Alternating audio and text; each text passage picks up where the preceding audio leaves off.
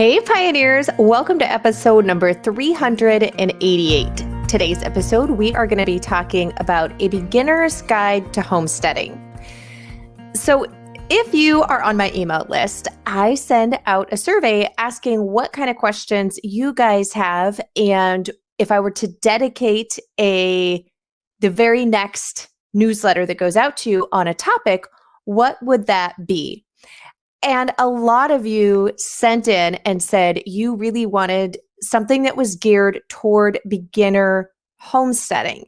And a lot of you don't actually have your acreage yet or really feel like you are homesteading, that it's something that you want to be doing soon. So I thought, let's just tackle this right from the beginning on, first off, what the definition of homesteading. What does homesteading actually mean? And then go through criteria for beginner homesteaders, kind of where to focus your starting points for different things, how to do some evaluating.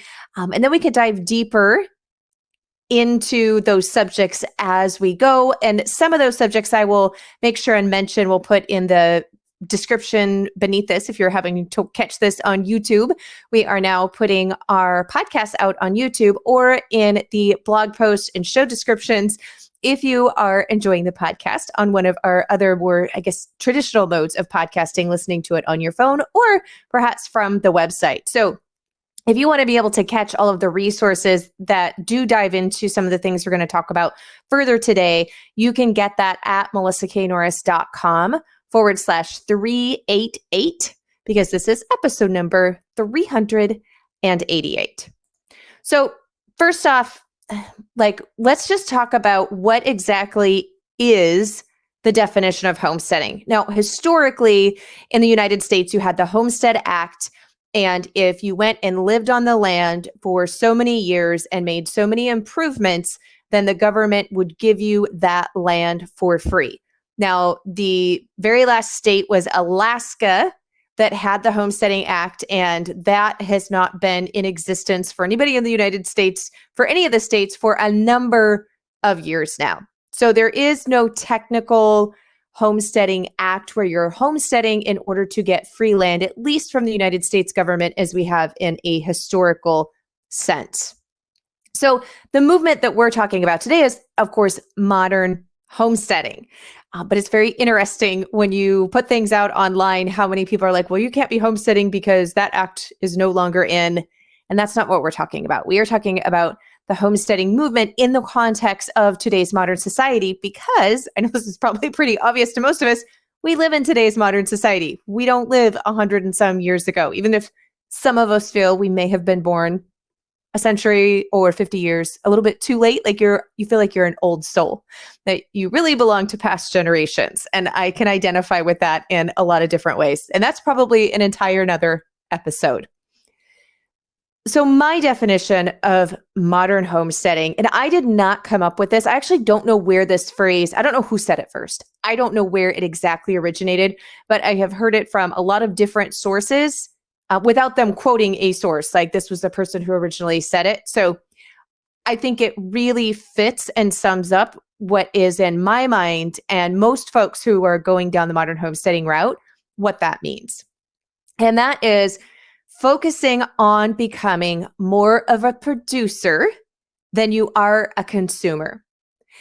And that's the beauty of that definition, is homesteading is not just about raising your own food. Yes, that is an element, but it's really looking at all of the things that we would consume and use, from our skincare to our clothes to our homes, obviously our food, and finding ways that we can be someone who produces more of that instead of only consuming and buying and not producing anything for ourselves. And there's varying degrees within that, but that's really the underlying definition of homesteading. And you do not have to have mass amounts of acreage, or really any acreage, to begin your homesteading journey. Homesteading is truly a state of mind first. And the reason that I say that is because you can begin learning and gathering homestead skills. I don't care where you live. if you have that mindset that I am going to do what I can with what I have, with where I am, and be able to produce as much as I can with where I am right now to consume it, then you will begin to look at things through a completely different lens. You'll begin to look at things through that homesteading lens. And once you begin to see the world through that homesteading lens, it opens up so many possibilities and so many things that you would have never seen if you hadn't first started looking at it through that. And I think it's really key because even if you do have acreage or you go out and purchase acreage, if you have the means to do that, if you don't have that homestead mindset first and some of those skill sets first, you are really going to struggle. Whereas if you have the mindset first and you start looking at things through that lens and gathering skill sets, when you are able to make that move, you're going to be so much more equipped and you're going to be a lot more successful and you're going to be able to stick with it for the long term. So those homestead skills are so important for beginners because if you try to just jump, into the deep end of the pool and just immediately try to do all of the things that you see people who have been homesteading for a while, you are going to quickly be overwhelmed and you probably will experience some failure. And depending upon what your fortitude is like, if you're someone who experiences a setback and you're like, I'm coming up swinging, like you tell me no, and that just means I'm going to go for it harder, then if you have some setbacks and failures, you'll probably be fine. You'll probably keep on homesteading. But not everybody has that. And so if experiencing a lot of defeat really gets you down or failure is something that really bothers you, then getting those homestead skills started to develop now before you move full into everything, it just sets you up in a way that you will probably stick with homesteading. I mean, it's really true for anything. Those skill sets will serve you for many, many years to come. So my purpose of this article is to kind of go over some of those homestead skills and give you a lot of different options based upon where you're at. Because as I said, homesteading is first a state of mind, and then it's starting to gather those skill sets and put them into use where you are right now, and also looking at the lens on how to become more of a producer than you are a consumer. So first up, and this is the place that I like to start with homesteading, both in the skill sets and everything, is with your food. Because let's be very realistic. We all have to eat. I don't care if you live in an apartment, if you live on acreage like we do, or anywhere in between, you need to eat, and you likely have some way of preparing some type of food from yourself. Now, I know really tiny apartments might not have a full-on kitchen, but usually even in a hotel room, you've got some means, even if it's a microwave, of being able to prepare some of your own food. And most homes, even apartments at least, do have a stovetop, if not an oven, etc. So you've got different things. And like, even if not, that we've got things like Instapots. There's different electric burners that you can get if you don't have them. There's, the ovens that you can just put on a countertop. So really, there's really no excuse for saying I can't cook anything for myself where I live in my dwelling. So you first want to start with your food and learning to cook things instead of buying them. So very basic cooking skill sets, right? Learning, and don't buy a box mix of cornbread, for example. Buy those basic ingredients and make that cornbread from scratch. Don't buy bread from the store. Learn how to bake your own bread. And then there's always that next step. So the first basic step would be learning how to bake bread. And then that way you are producing that from your own kitchen, right? You're not just going to the store and consuming a loaf of bread, even though, yes, you are going to be buying from the store, most likely. Your flour and yeast and salt are basic ingredients for bread. Then the next step would be looking at those ingredients and saying, okay, what of these ingredients could I actually produce with what I have right now? And anybody who has a kitchen and has access to flour and water can create a sourdough starter. And that means you are eliminating the yeast. So you're no longer being a consumer of commercial yeast. You're able to produce your own yeast by doing sourdough starter. So you see, there's kind of a progression there. You most likely are not going to be able to grow enough wheat in order to create your own flour unless you do have a lot of acreage.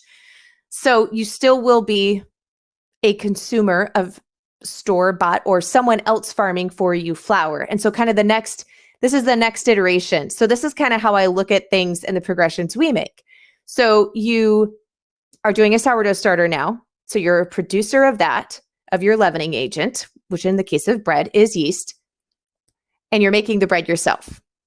Where are you getting the flour though? So you might not be able to be a producer of your own flour yet. I don't produce my own flour. We don't raise our own wheat and produce our own flour, but I rarely buy flour from the grocery store anymore. Instead, I am looking at small farmers, places where small local businesses are being supported that aren't huge conglomerate corporations that are, shipping all over the country, that are raising small crops, raising them organically, or making sure that they're using practices that align with my standards for food, and that is non-GMO, the absence of pesticides and herbicides, the least amount of processing as possible, happy packaging. What do I mean by happy packaging? That's kind of a weird term to say, but I should say packaging that makes me happy. So the least amount of plastic, the least amount of waste, the least amount of packaging as possible, quite honestly. And so the sponsor actually of today's podcast episode is Azure Standard. And so Azure Standard is where I get all of our flour and my wheat berries. That's another option, to buy wheat berries and grind your own flour. Still buying the wheat berries, but you're not consuming store-bought flour. You are producing your own flour at home with a wheat grinder. So see, there's lots of little nuances and ways that you can go deeper and take it that next step. So that is one for us. And I get both my wheat berries and my already ground flour, because I still do a combination. I do buy all-purpose flour for when the kids and my husband, and even certain recipes. There's sometimes where I'm just going to grab all-purpose flour for specific recipes and I'm not grinding my own flour. It's kind of the seasons of life that we happen to be in, or as I said, recipe specific. And so I buy my wheat berries and all of our flour in bulk from Azure Standard. They've got einkorn, spelt, all of your different ancient grains, and you can buy it in bulk or small. So you can get it as small as a few pounds. You can get 25 pounds, 50 pounds, and even onwards and upwards of full-on pallets if you're like a bakery or a restaurant or someone who's doing a massive amount of food storage. And the great thing is I have a coupon code for you. So if you are a brand new customer to Azure Standard, and they have a ton of different products, I order almost everything of what we're not producing here on our homestead, I am getting from them. You can use coupon code Melissa10, and that gets you 10% off if you are a first-time customer and your order is $50 or more. So I get a lot of my oils from them, like things we can't produce here on the homestead, like coconut oil. And actually, I've got grapeseed oil here because I was going to share about the grapeseed oil, and then we got to talking about the flour, and it was just a great example. So this is the grapeseed oil, and I use this when I'm making things like homemade mayonnaise, where I want an oil that doesn't have a lot of flavor. So we do use olive oil, but olive oil tends to have a stronger flavor profile. And so I don't like olive oil mayonnaise. So I use grapeseed oil when I'm making my own homemade mayonnaise. And this is one that I'm able to get from and through Azure Standard. Now, I've said this many times before. If we've hung out before, you've listened to the podcast for a while, you've probably heard me say this. But even within the kitchen and cooking, as I said, with that example of the bread, right? We kind of went through some different stages there, and starting point, and then good, and then we hit better, and then we hit best, right? Or the ideal. So start with where you're at, but also don't try to overwhelm yourself in the kitchen either, because the goal is for the homesteading, in any aspect that you pick it up, for that to be something that you do for life. And just like if you have ever decided, or maybe this is just me, I don't know, but I have been at where I'm like, okay, I'm going to follow this new exercise program, or I'm going to follow like this new way of eating, and I go all in. But usually only the excitement or the motivation or doing something new, if it's too different from what my normal routine is, I'm usually only going to stick to it for about a week, maybe 2 weeks if I'm lucky. And then motivation tends to just go ahead and run out. And then it becomes either just an act of sheer discipline or figuring out a way that it's going to actually work for the long term. And so if you're just making a couple of adjustments, it usually is something that we stick with for a lot longer, and it then becomes part of our regular routine and it becomes habitual. So a habit is something that you just don't even think about. It's just something you automatically do. And even though a lot of people like to say, well, if you do something for 3 weeks or for, a certain amount of days, then it becomes habit. It's actually not true. I have done a lot of things for 60 days, 90 days. They never became habit because they're not something that I continually do. And they were something that I had to make myself do and rely on discipline instead of it just being something you do instinctively without even thinking. For a lot of people, it's like brushing your teeth before bed or brushing your teeth in the morning, right? There's certain things that we do that you don't think about. You don't have to set an alarm for. It's just habit. You just naturally do it. And that's where we really want to get with things that we plan on doing long term. And there's actually a really good book that talks about trigger stacking if you want to create true lasting habits. I can't remember the name of it right now. I will get it. We'll put it in the show notes. We'll put it in the blog post so that if you want to look at that, you can. It's just kind of it's very interesting on how that is. But my whole point of where I was going with this is pick one or two things that you are going to learn how to make at home so that you're producing it rather than being a consumer and buying it already pre-made. And once that becomes routine, it becomes very normal, part of your just, every day or every week, depending on how often you consume that item. And ideally, it's something that you do consume on a daily or weekly basis. So homemade bread, for example, if that's something you eat a lot, or yogurt, if you do yogurt with smoothies or eat yogurt, learn how to make homemade yogurt instead of buying purchased yogurt. Whatever those items might be that you and your family eat pretty regularly. Pick one or two of those, get very consistent at making them. And then after those are a normal habit and you're like, oh my gosh, I can't imagine ever buying yogurt from the store again because it's so easy and it's so delicious and I just make it without even thinking anymore. Then add the next thing in. Then start making something else from scratch. And over time, you will create this great foundation and you'll master these skills rather than trying something new and having it fail. Because if you try to make homemade bread, homemade yogurt, like all of the things homemade and you've never made any of them before, you likely will have some failures and you're going to get very frustrated. So starting at that point. Now, we talked a little bit about looking at, okay, the ingredients to make some of these things. How can I not buy these ingredients from the store? And so gardening and farming. So let's first start with gardening because gardening is something that is a lot more accessible for most people. I don't know if less is a learning curve is quite the most accurate term, but I will say as someone who has owned livestock my entire life, I was raised as a cattle farmer's daughter and having gardened my entire life. Yes, you may be upset if you lose some plants. It can be frustrating. But if you lose livestock, if you actually have an animal in your care die, that is a much harder loss than losing some plants. Like just putting it out there, being honest. So I would say for beginner homesteaders to first start with gardening, and then we'll talk about livestock because I think livestock for a lot of people with homesteading is definitely a route you're going to want to go down, and it's very rewarding. And ideally, I hope everybody at some point has a chance to raise some of their own livestock, but we'll talk about that in just a few minutes. So let's talk about gardening.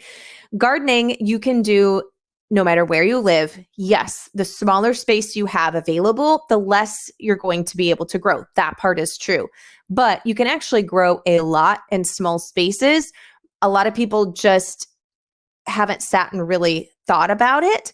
And most people aren't maximizing the amount of space that they do have. So first, if you're in an apartment and all you have is a windowsill, if that is a sunny windowsill, you can grow some herbs on it.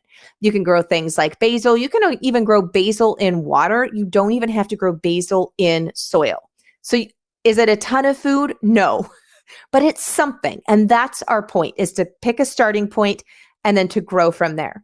of course, if you live in a more urban city environment and maybe you have a patio at least, or a deck, you can grow in containers there. In fact, you can get stackable containers so that you're able to grow vertically in containers, even on a patio situation. You can grow on the railing. You actually can grow quite a bit on a patio. Now, if you have a back deck and some yard space, you're going to be able to grow obviously even more. If you've got some acreage, of course, you're going to be able to grow more.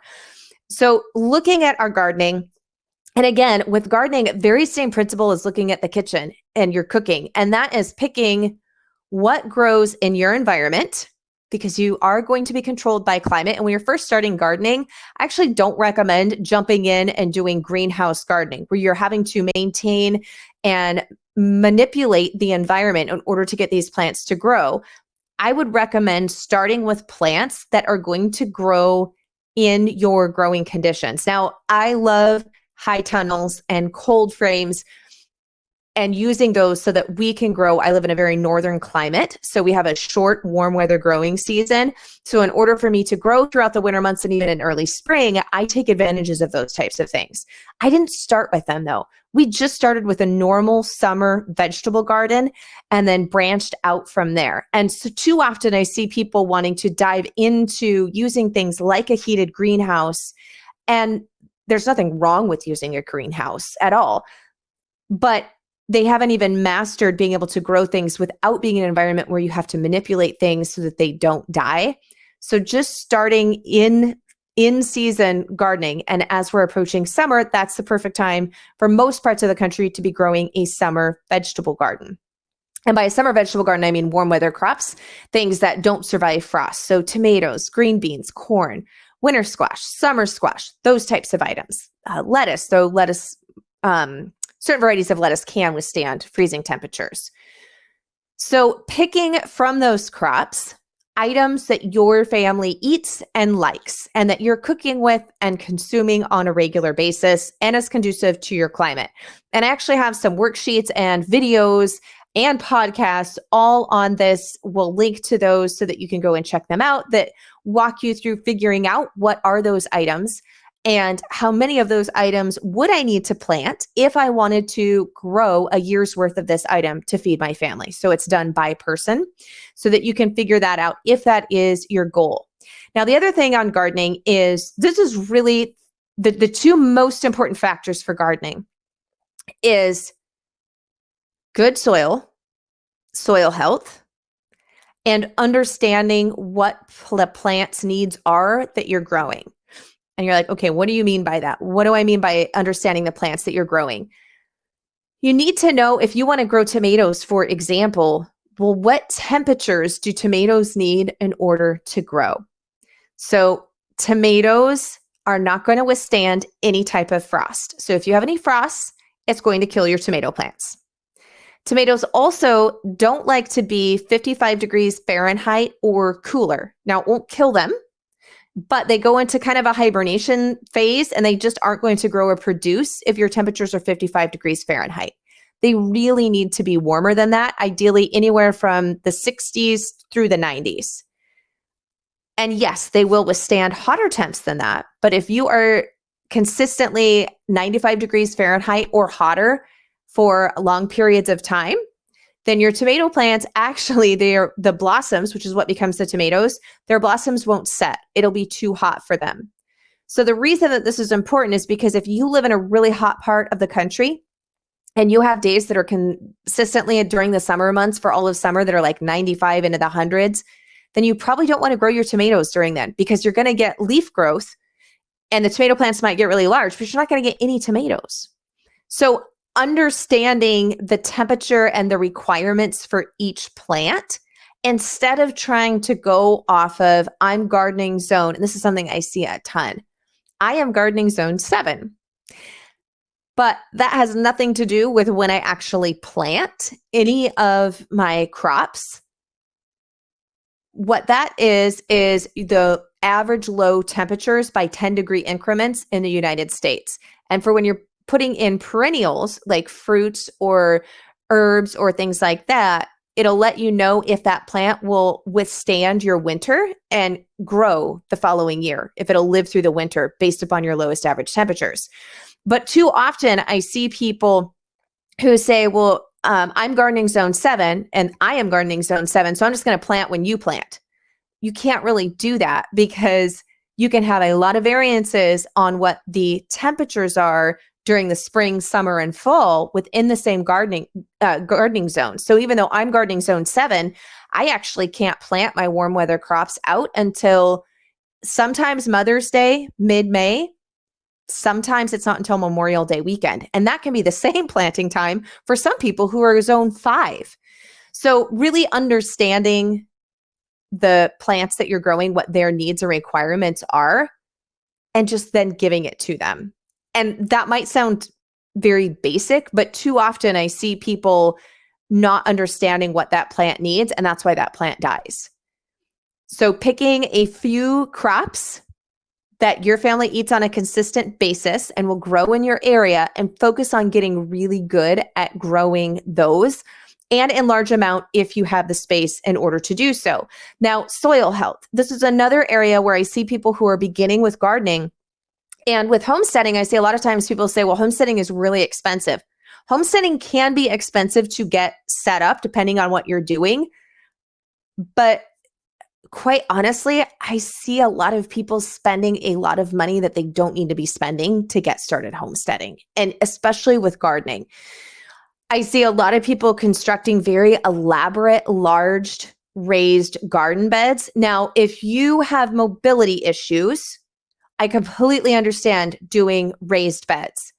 So if someone has mobility issues or physical, limitations, then making raised gardening beds so that they're able to do so in a way that isn't causing them pain, or a way that they can actually get in and do the gardening, that makes so much sense. If you have really, really poor soil, I mean, really, really rocky, there's like no topsoil, it's really rocky, or it's been soil that has been damaged from, herbicides or pesticides, different things like that, then doing raised bed and filling that and bringing in outside soil in those instances, that makes sense. But quite honestly, for the majority of people, they're spending so much money to construct these raised beds and then having to buy the soil that fills the raised beds. How do I say this? It's not that it's a waste of money, because I don't think anytime that you're investing in growing your own food, I don't ever think that's a waste. So I'm not saying it's a waste of money, but I'm saying a lot of cases, it is unnecessary. So if your soil isn't just rocky or hasn't had some type of contamination, most cases doing some type of in-ground, or even doing lasagna type gardening where you're doing layers of mulch and layers of dirt but on top of the ground, so that as that breaks down, it's going to build really solid soil, but it also is going to give you good soil to begin with in order to grow crops. That is going to be less expensive, and it's building the soil that you have rather than constructing large raised beds, because then you not only have the expense of the soil that has to go in them to fill them, but you've got the expense of the raised bed. And lumber prices at the time of this recording are really expensive. And even buying the other stuff, if you want to do a larger amount of raised beds, you're looking at a pretty good expense to go the raised bed route. Now, like I said, in some cases, and this is the thing with homesteading, everybody's homestead is going to look different in certain degrees, and it will also look alike in certain degrees. But you have to tailor it for where you're at right now with both the finances and the resources that you have available, right? And then also the space and the physical geographical location of where you're at. So soil health is important.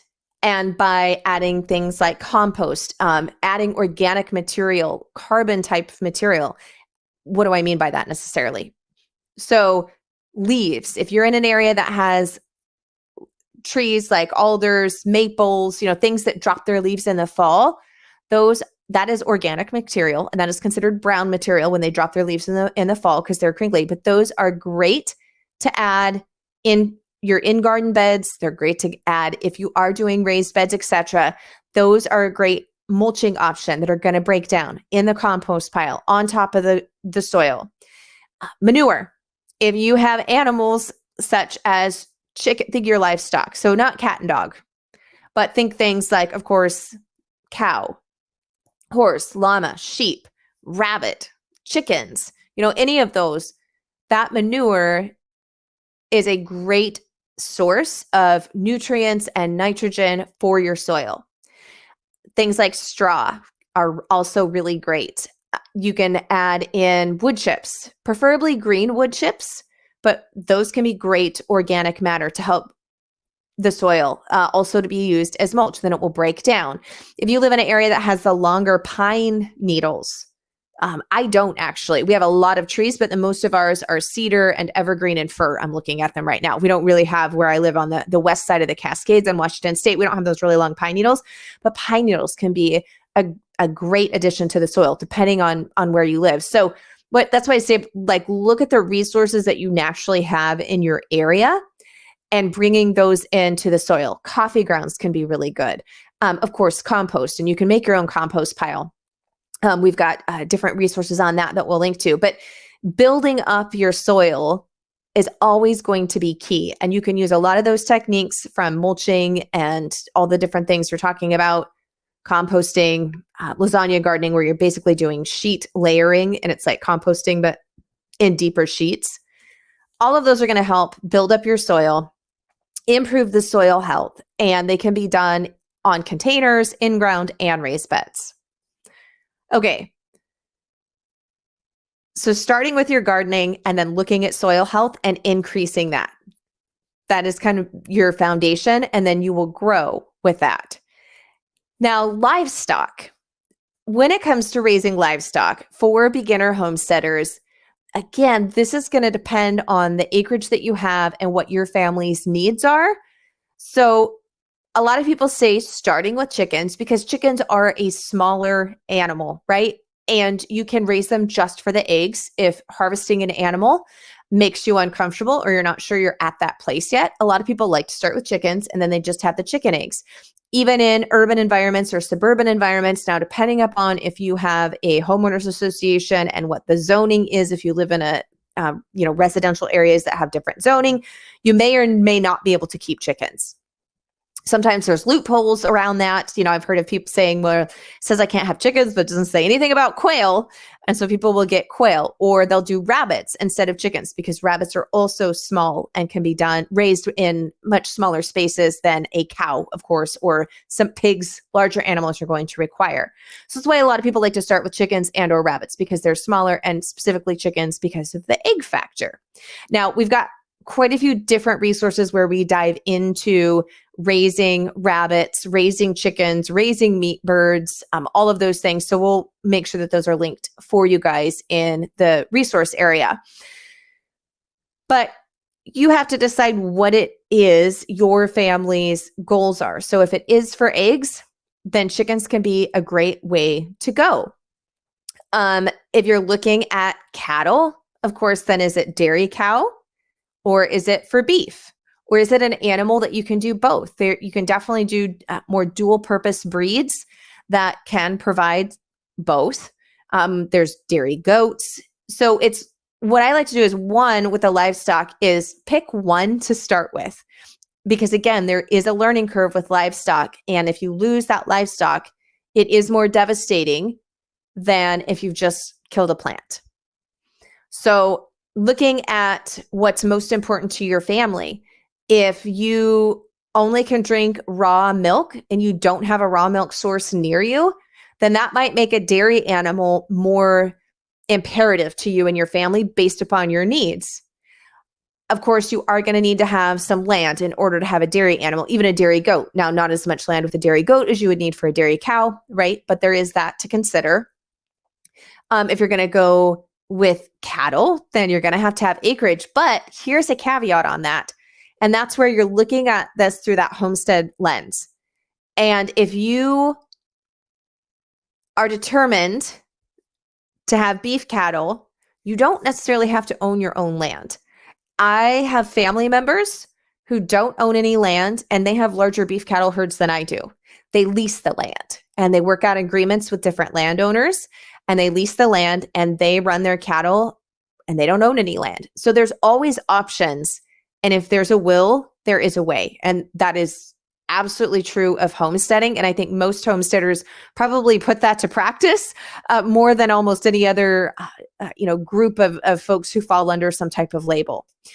So looking at your livestock needs, though, and deciding, is this something we're going to raise, or can I find this from a local source, a local neighbor, another local farmer, someone who's raising it local to the standards that I want for our meat. So that might be organic, that might be beyond organic, which is how we raise ours. We're not certified organic because, quite frankly, it would be quite silly for me to become certified organic for a few cows that we sell a year that we're raising beyond just for ourselves. And I'm able to tell our customers because they're local, they're picking up local from us, their meat. Like, they're able to ask me all of the questions and very upfront about the practices that we use, that we're grass fed and grass finished, meaning we don't, sometimes you'll have a beef that will be grain fed about 6 to 8 weeks before harvest. And so they may have been grass fed, but they grain finish them. So for us, it's important, the meat that I consume, I want to be grass fed and grass finished. And so we make sure that our customers know that that's how our meat is done. And we have people that seek us out specifically because of that. We use local hay. So we're not feeding hay that alfalfa, unfortunately, I say unfortunately because that's my beliefs, is a largely genetically modified crop now. So we use local hay from local sources, and that we're really proud of that fact because we're able to buy our hay from local farmers and we're supporting them. And it is a local food source, so it's not being shipped from from large areas. We go and pick that up. We actually see the fields where the hay is. We know how those fields have been treated, etc. So you can find local farmers and go and ask them those questions, even if they're not certified organic. And sometimes you'll even find farmers, like I said, we're not certified organic, but our meat and our livestock is actually raised to we hold it to a higher standard than what even certified organic would be, with how we practice our land management, what we feed our animals, and how they're cared for. So that might not be something that you're actually able to produce yourself, but you can go to a local producer and you're able to support them and also get the quality that you're after. And those can be sometimes some great mentorship opportunities. Now, not always, but oftentimes those farmers are really excited that people care that deeply about the way their animals are being raised and the meat that they're consuming. And so sometimes there's some mentorship opportunities that can come up there, and you can go and, sometimes they do internships or have different programs like that where you can go and learn from them and see, is this something that we do want to take on livestock wise, and really get your boots dirty and your hands dirty, that type of thing, to see, is this something, like, what does this take as far as the livestock? And is it something that we do seriously want to do, and have someone that can mentor you along those lines? So with the raising livestock, of course, is also climate, right? As well as acreage available and or acreage that you may be able to lease. And with raising livestock, there is a greater cost than there comes with gardening in most cases, because you're going to have the cost of the animal. Most animals cost a lot more than a tomato plant does. You're going to have the feed bill, and then you're also going to have infrastructure. So some animals will require more shelter than others. Some are going to require more fencing than others, etc. And you'll need to dive into, to each of those things to see. But of course, the larger the animal, the larger the payoff. So I'm going to get a lot more meat off of one cow than I am one chicken, even though it's going to cost me more. But on the flip side, if we decide to sell a cow as beef to help offset our costs, I'm going to make a lot more off of that animal than I would by selling a chicken. So kind of there's different levels and layers there to look at. Now, within our homesteading, then of course there's food preservation. Now, in an ideal perfect world, we would be preserving the food that we grew and raised ourselves. And if you're growing a garden, I highly recommend that you do some of that. But if you're not growing a garden, doesn't mean you don't learn and use food preservation. Because going back to climate, I can't grow everything in my climate that we eat. And I am not at the point that I am going to say, well, we're just not going to eat bananas ever because they can't be grown here. Now, some people do make that decision that they'll only consume what can be grown in their area. I'm okay with eating bananas even though they don't grow here. You get to make that choice for yourself. But with the food preservation, start with the food preservation. You can start with something as simple as fermenting. You can ferment your vegetables. I've got lots of different videos and recipes and tutorials on the website that we'll link to that will dive into that. Lots of different ways to preserve food at home. In fact, there's 9 ways to preserve food at home. And my book, if you have it, Everything Worth Preserving, goes over all of those with recipes and tutorials in great detail. But learn how to do food preservation and get things while they're in season, because that's when they will be, even if it's not locally grown where you are, know that in the winter months, that's when citrus is in season. And so even if it's being shipped to you, then you're going to be able to get that while it's at its freshest and at the cheapest part, even though you're buying it. Knowing a farmer down the road, and if you could buy, 20 pounds of tomatoes in the summer months, even though you didn't grow them, you can buy them in bulk from a local farmer and then preserve them. You're still light years ahead than buying a product that's just sitting on the shelf at the store.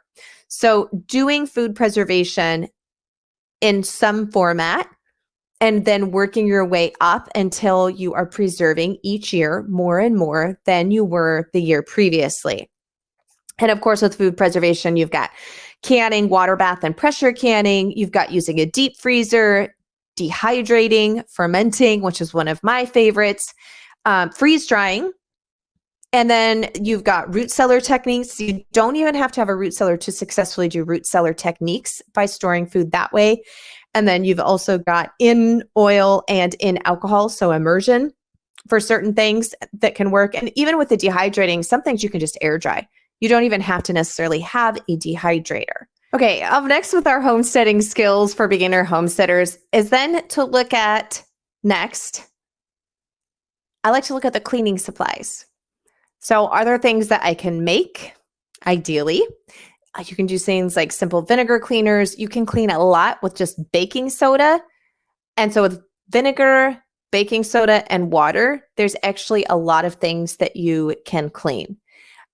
And then if it's not something that I feel like successfully can get cleaned with those, looking at cleaners and companies that aren't using harmful ingredients, right? Making your own homemade soap, your own homemade body soap. And then in your beauty care items, so lotions, things like that, things that you're putting on your skin, moisturizers, lip balms, all those types of things. Can you make those at home, or at the very least, find companies, or maybe it's another homesteader in your area that is making those and selling them, and you could buy them from them until you're at a point where you can make them yourself, which kind of leads naturally to creating that networking and community involvement and finding people in your area so that you can support one another. So even if it's not something you're able to produce or raise right now, that you've got someone else who's doing it. And I really can't probably preach enough the importance of community and being able to help one another. I shared on the episode about our dairy cow, whom we actually lost this past January, and how through that I met another dairy owner who actually has a raw dairy where I'm getting my raw milk from right now because we don't have a dairy animal, but how she came up and helped us with Clover and the birth and all of that. And sorry, I still get emotional when I talk about the loss of that, which is why I say that losing livestock is a lot more devastating than losing animals. And it is something, if you go down the homesteading route and you choose to do livestock, that you do need to be aware of and to prepare yourself for. But back to the community part, is finding those folks And now it's really awesome because we have a group of local homesteaders. We're actually meeting for Bible study once a week. And I get my raw milk from her, and then I bring eggs from our farm for other people. And we just have this great interconnectivity and community where we're able to help support others when it's something that they're not raising. There's another gal there who raised ducks. And so she brought me some duck meat. So it's been really incredible. And it's something that I wish actually that we had found one another sooner and that I had worked more on cultivating that local homestead community movement. Like the online community part is awesome. I've got my Pioneering Today Academy, which is our online digital membership where you get access to all of my courses and different things like that. And I do a lot of online teaching, obviously with this, the podcast and of course the YouTube channel, but there's nothing like that in-person learning and community. So that is one of the reasons that we've got the Modern Homesteading Conference that's coming to Idaho this June. And then we're also doing intensive day workshops here at Norris Farmstead. So I'll make sure and put links to those as well. So if learning in person and building community that way is something that you are looking to, we've got some resources there. And that part it's so much more vital. And I think it's something that is not spoken of enough when people think about homesteading. And that is finding those like-minded people, because I promise you, even though homesteading is growing, more and more people are turning towards it, you are still going to run into a lot of opposition or people who don't understand why you would want to produce so much of your own items when you could just go to the store and buy them. And it would be quote unquote easier. You will run into that. So having a community of folks who do understand it and you're able to support one another is really, really key. And then we've got basic, learning basic like do-it-yourself repair and maintenance skills. So if something breaks, finding out how to fix it rather than just going and buying something new. And really basic stuff, clothes, like learning how to sew, even if it's just simple mending, something like a hem, or if it rips. And then ideally, going further than that and learning how to actually sew clothes or, do leather working, those types of things. But just some of those basic, just learning how to mend will be a great place for you to start. I'm amazed sometimes at what people will throw away when it just needs to be hemmed, or it's just a simple seam has ripped. And a seam is something really easy to mend rather than, if it's like a big hole, but somewhere not along a seam. Like learning those basic skill sets are so important. Hunting and fishing can be another great way to go, especially if you aren't able to raise livestock. You can still get hunting licenses, you can still get fishing licenses, and you can go out and harvest and get food that way. Of course, taking a hunter safeties course, all of those things, learning how to do those and process those things are really incredible though, and something that is a great way to take advantage of it, especially if you don't have land, or even if you do have land. Like we go fishing, my husband still hunts. It's a great way to bring in a greater diversity of food into your home. And of course, with those basic skill sets is going to be learning how to process and preserve wild game. Some local butchers will take wild game and some won't. So for example, if you get a deer, there's one butcher locally that will take deer if they're not already full with other customers. And then there's the other butcher, they don't touch, they're like, nope, we don't have the capacity to do wild game. You're on your own. So learning how to process that and preserve it, being it's cutting it up and putting it in the deep freezer, learning how to can it, learning how to do salt curing, types of things are really, really key if you do plan on going hunting and fishing, or even learning how to, for the livestock part, learning how to butcher it yourself and not being reliant on an outside butchering source can be really key. In fact, we're going to be doing a pig butchering workshop and old-fashioned curing in October here at Norris Farmstead. So if that's something that you want to learn how to do salt curing so that you don't have to use refrigeration, how to cut up the pig and get all those different cuts of meat, then we would love to have you. We're going to be doing that here. Next up would be looking at your medicine. looking at using some simple basic first aid, learning how to use herbs. And I always like to start with things that I know we're going to encounter. So I know that we're going to get a cough and cold at some point, probably the flu at some point. And usually by some point, I mean once a year, somebody in the household's going to come down with cough or cold. Things just like general first aid. Like at some point, someone's going to get a scrape, maybe a burn, a scratch, a cut, a wound, something like that. And so learning how to treat those at home and with natural herbal remedies is really big. So we started with just coughs and colds and then just topical. And then if there's specific health conditions that you might have, that type of thing, then learning more on how to use holistic and natural remedies and how to treat that, of course, but just starting with some of those basics and probably just like topical.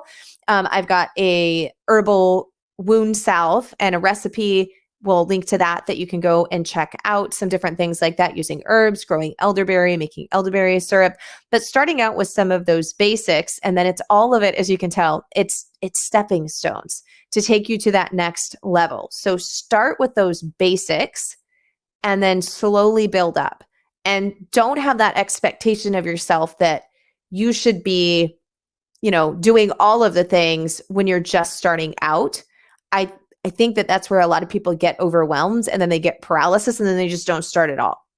So just having really proper expectations and just being like, I'm going to just do a couple of things in each area until that's mastered.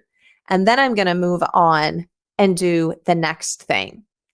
Now, as I said, when it comes to learning, of course, you can learn a lot from things like YouTube. That's why I do a YouTube channel, listening to podcasts, reading websites. But I will say that when you are starting out and learning skill sets, it is important to learn from folks who've been doing it for a while. I love following people's journeys when they're just starting out. It's really exciting. I love seeing people's passion and excitement and as they're going along and learning things. But I have to say, when I'm wanting to learn something from someone, I want to make sure I'm learning from someone who's been doing it for a while. And so searching out, books and different resources like that, and on the specific subject. So we have the Homestead Living magazine is a great resource where you can learn from a lot of different people who are experienced, where we've vetted those and people who've been doing it for a long time. So you're getting that rich experience set. I'll list some of my favorite books as well. In fact, I've got some of them on the bookshelf behind me here. One of them was Keeping a Family Milk Cow. And that one I actually got from Azure Standard. I ordered it through them when we got our dairy cow. And the art of natural cheese making, And so I will list out some of my favorite homestead resources that we've used. I'll make sure that those are in the blog post, so you can go in and see those with the titles and authors and just click for easy ordering there. And then I know a lot of times with the beginning, most people aren't able to just quit their full-time day job and dive into homesteading. So time management is also really big and key. And I understand that probably more than most because my husband still works a day job and I worked as a pharmacy tech for the first 18 years that we were homesteading, meaning I was commuting 36 miles and working as pharmacy tech and not getting home until 7 o'clock at night. And we were still doing full time homesteading and raising livestock and raising a garden and preserving and doing all of those things. And I've got some past episodes where we've talked about time management and some of those different things. So make sure that we link to those as well. All right, we are on to our verse of the week, and we are in Romans chapter 6, and it is verse 18, 20 through 23. This is the Amplified translation. And having been set free from sin, you have become the servants of righteousness, of conformity to the divine will in thought, purpose, and action. For when you were slaves of sin, you were free in regard to righteousness. But then what benefit, return, did you get from the things of which you are now ashamed? None. For the end of those things is death.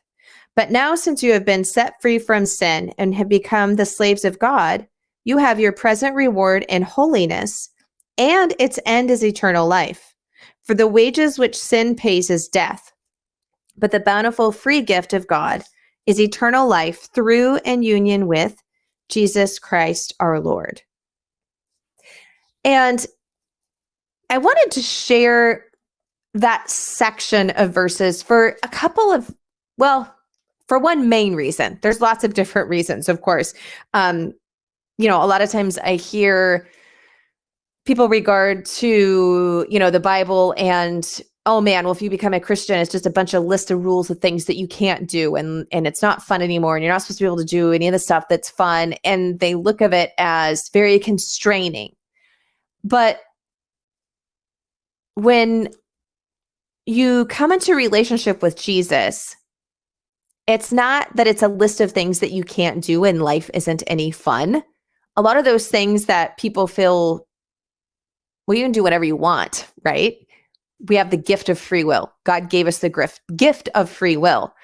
But a lot of those things that you choose to do that society would say is fun, oftentimes becoming an enslavement. So like, going out and partying, and then you see alcoholism and those types of things. So I find that instead of the Bible being a list of things that I can't do, there's actually a lot of freedom in my relationship with Jesus when I'm doing it from a place of love, and because I truly know that he has my best interest at heart, and he's only going to ask me to do things that are for my good and that will benefit me. And so knowing that the list of things that he says, don't do these things, is because they're going to bring me harm. It's not because he doesn't want me to have fun. It's for my own protection. And when I view it in that way, it's that mindset, right? It's the way that we look at things, just like we were talking about at the beginning part of this episode. When you view it through that lens, then it allows you to look at it in an entirely different light. But I also wanted to share this because where it says, whatever you are doing, that is what you become a slave to, essentially. And I know slave, I understand that is not always a term that we think of in a good way, right? Like it has a lot of baggage and a lot of emotional things are tied to that word. Like that's a very strong word. And I do completely understand that part.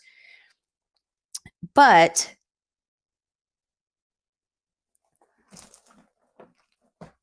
whatever we are doing often, right, and partaking in, then we tend to do more of that. And so in context, if you read the whole chapter of Romans 6, this will make a little bit more sense probably. If you haven't read the whole chapter, you might be like, I'm not quite sure where you're going with this or where you're getting with it. So I encourage you to read Romans chapter 6, the full chapter there, and this will make a lot more sense. And specifically verse 16, which says, do you not know that if you continually surrender yourselves to anyone to do his will, you are the slaves of him whom you obey, whether that be to sin, which leads to death, or to obedience, which leads to righteousness, right doing, and right standing with God. So in context of that verse, and the reason that I wanted to share that is because a lot of times when we begin going down the road to homesteading, or even if you've been homesteading for a while and kind of that shininess has started to worn off, and you're where things can get hard, like if you are losing an animal, or things have been going, and homesteading is not easy. It's the simple life. It's not necessarily the easy life. There's a reason that convenience rose up and convenience processed food became so popular, because raising it yourself and cooking it from scratch, right, all of that takes work and it takes time. But what is the end result? And when I look at when I was buying convenience foods and packaged foods and not raising things ourselves, or at least sourcing it from other people and getting those good ingredients, I had to have my upper stomach and esophagus biopsied for cancer. I was in a very poor health place. And so I remind myself of that raising my own food, cooking things from scratch, taking care of the animals, what that end result is for me is life, and it is health. And so keeping that in perspective, especially on the days where maybe things aren't quite going like I had planned or as well as I wanted, but keeping in mind that is that end goal, and that's the reason I'm doing it, even if it's hard in that moment. Not doing it is a lot harder. It was a lot harder being put under to have my esophagus and stomach biopsy than it is going out and feeding the chickens, even if it's rainy and muddy and I don't feel well. That is easier than the opposite. And I've been in a position where I've experienced both. So I hope that actually brings you some inspiration. And I know that's a little bit longer of an episode. So thank you for joining me, and I'll be back here with you next week. Blessings and mason jars for now, my friends.